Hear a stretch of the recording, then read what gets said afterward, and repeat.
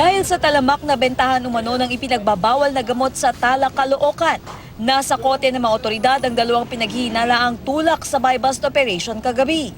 Nakuha mula sa mga sospek ang nasa 650 grams ng shabu na may street value na 1.5 million pesos.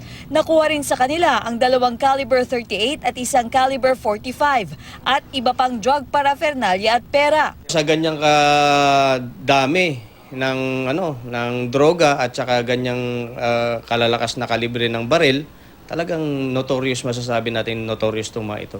Nakilala ang mga sospek na sina Alibar Makadato, 41 taong gulang at Abdul Aziz, 20 taong gulang.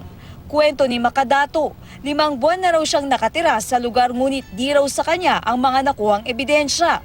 Sa halip, inginuso niya ang kasamahang naaresto na si Aziz. Hindi ko alam na yung ano dyan. Bakit sa akin niya dinadami? Ito na lang mayari.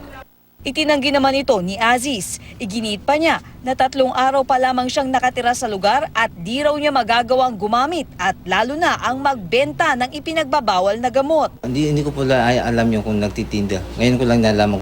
Patuloy ang ginagawang investigasyon ng mga otoridad sa dalawa. Katrina Son, GMA News.